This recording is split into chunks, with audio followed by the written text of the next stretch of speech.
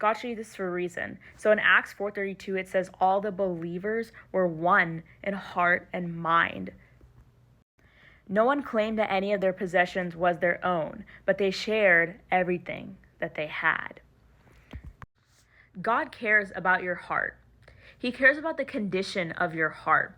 It's not about following a bunch of rules just because it's like God's commands. Now, God's commands are important God's commands are important to follow.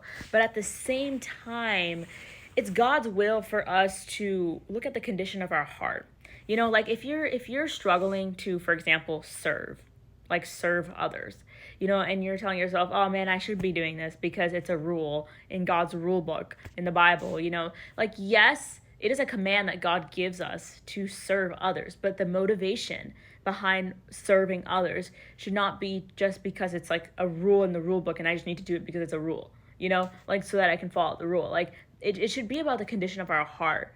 That's where the true joy comes, like the true joy that comes in serving others. Because like for me, for example, like I see it as I want to serve others because it blesses my heart to make other people happy. It blesses my heart to help people that need help, So, I'm saying that obviously out of a perspective of humility in order to share that, God has brought me to that state where serving others has become a joy, because serving others has not always been a joy for me.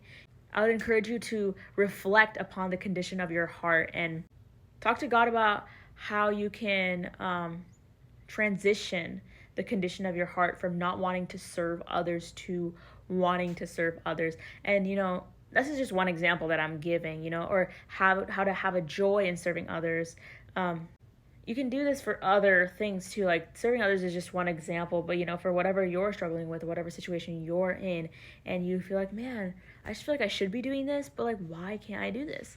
And you're like forcing yourself to do it, which again, like it is important for us to obey God's commands whether we want to do it or not, but at the same time, like it's not the one of those things where you're like, oh man, I just have to force myself for the rest of my life and just live with it, like it's God's will for us to be joyful. Like it's God's will for us to enjoy what we're doing, even if it's something that you think like, oh, I'm not gonna enjoy this. No, you can pray for him to help you enjoy it. It's God's will for us to enjoy it, so and to enjoy everything that we're doing. So I'd encourage you to, make sure that you have the same intention as your friends, and as your other believers, or as the other